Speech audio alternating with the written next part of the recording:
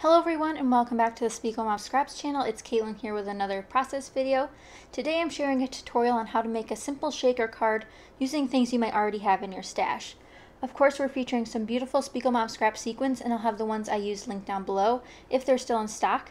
Don't worry, there are plenty more great things coming with the new releases coming up, so definitely stay tuned through the end of the year.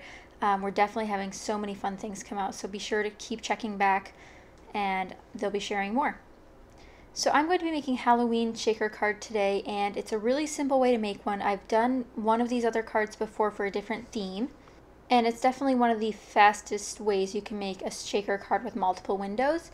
So if you haven't made a multiple window shaker card before, it's the same as making a single window shaker card, other than you have to make sure you have dividers between each of the windows. So I'll be using supplies you probably already own, like I mentioned, including some paper punches. I'm using this 1-inch punch from EK Success Tools, and I'm just going to punch out 3 circles. So I'm going to have 3 shaker windows on the side panel of my card front. So this is going to be the top layer of the card, and then I also pulled out some foam sheets that will layer behind it to create the dimension to have the shaker ability in my shaker windows.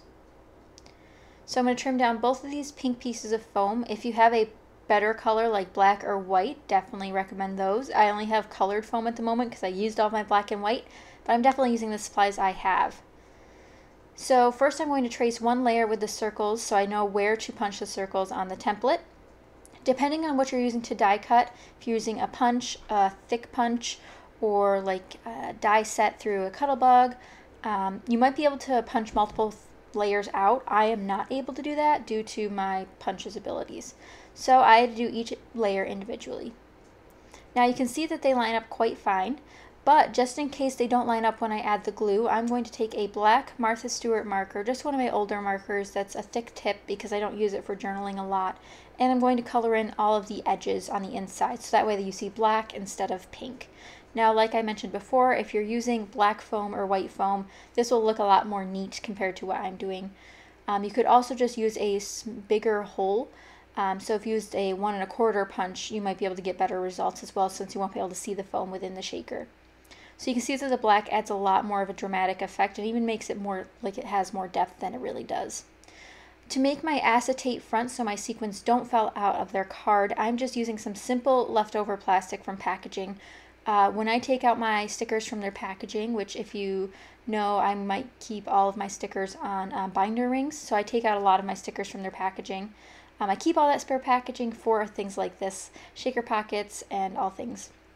So I have my shaker down, and now I'm trying to plan out my front before I glue everything together.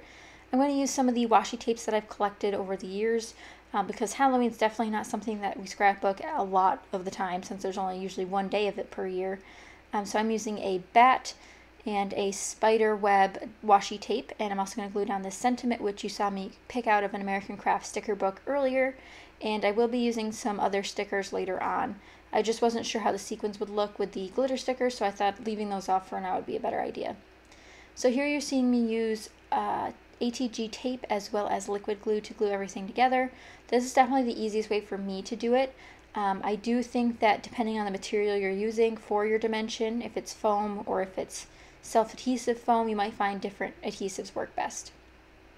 Now that we have the foam backing on our card front, we're going to put some adhesive down, and before we seal it together with the card base, we are going to add in our sequins.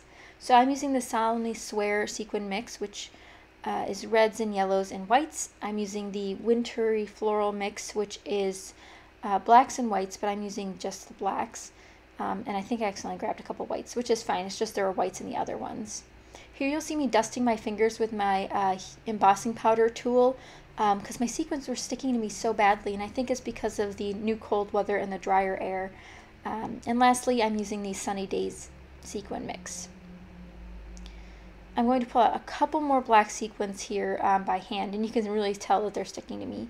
But this is really the quickest way for me to make a shaker card with multiple windows, which I think is really fun if you're putting cut and stamped images in there. I guess they'd be stamped and cut images, like if you had little bat pieces, or if you had extra paper punch pieces like extra hearts lying around, this would be a great way to do it. Overall, this took me about 23 minutes to do, including filming it all, so not too bad. I think sticking everything together is the hardest part and actually planning your design. I even do show you guys what I do on the inside as well. So here I'm showing you liquid and tape adhesive again. It's just ensuring that everything stays together because you wouldn't want the recipient to receive the card and then it burst open. Now this is the hardest part for me, is getting the front on straight. One thing you can do to prevent this is sort of put on secondary backing on top of your sequins and then putting it on top of the card base, so that way it's definitely flat onto the card base. I thought about that, but if I'm mailing this, I don't want too much more bulk, so I decided just to glue it down. And it's not too crooked, which I'm pretty proud of, because I've had some very crooked ones in the past. So now I'm just going to pick out a couple more bits from the sticker book. This one says "Eek" a million times, and I'm going to put it on the front and in the inside, as well as a secondary sentiment. Just to finish off the inside of the card. It already says Happy Halloween on the front, so I didn't want to put that again on the inside. So what I ended up picking out was one that says Best Witches to You, which I thought was really cute because witches instead of wishes. But again, really cute. And I've been trying to use up this sticker book this year. I've had it for quite some time. But that's it for this tutorial. Let me know if you guys want to see more shaker cards, especially ones that use supplies you might already have, or if you have supplies that you think you can use with shaker cards, leave them down below and I'll see if I can do a tutorial using them. Like if you have metal die cuts or something specific that you want to look at more. I'm adding a couple more sequins to the front just to add a little bit more sparkle and shine.